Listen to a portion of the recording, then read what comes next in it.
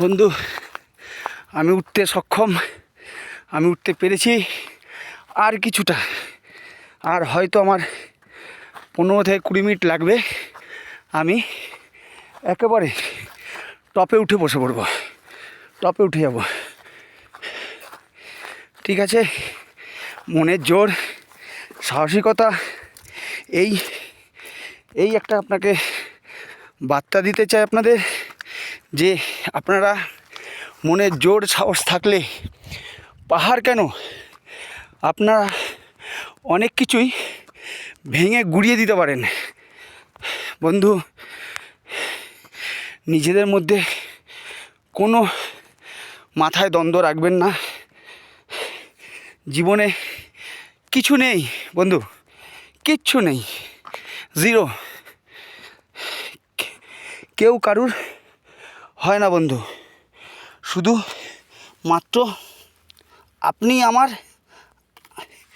এটাই শেষ কথা।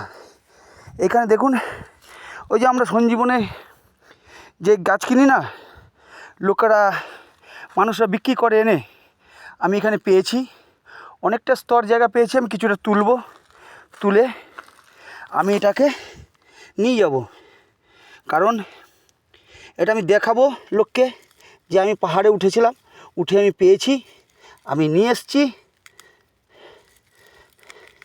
বন্ধু, পাহাড় আমাকে কিছু দিল, এটা আমার আশা বা কোনো রকম এক্সপেক্ট ছিল না বন্ধু।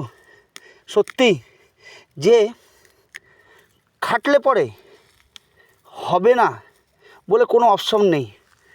আমার কিন্তু যারা সাথীগণ এসেছিল, তার মধ্যে ডক্টর সায়ন্তন চট্টোপাধ্যায়, উনি আছেন।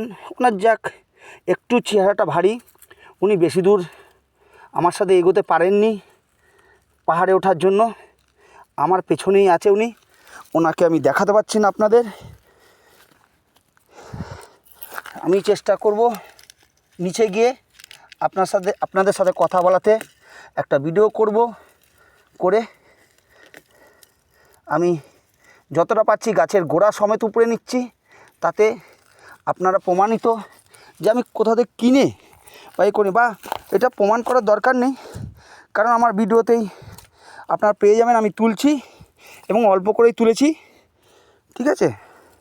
মৃত সঞ্জীবনী, যেটা জলের মধ্যে দিলে অটোমেটিক বেঁচে যায়, এবং লোক এগুলো তুলে নিয়ে গিয়ে আমাদের শহরের দিকে বোতলে করে বিক্রি করে দেখায়, অনেকেই কেনে। আমিও একবার কিনেছিলাম, বলবো না যে আমি কিনিনি, আমিও কিনেছিলাম। ঠিক আছে বন্ধু, আমি পুরো মাথায় চড়ে নিই, তারপরে আবার কল করব আপনাদের, কল করবো, লাইনে আসবো আবার।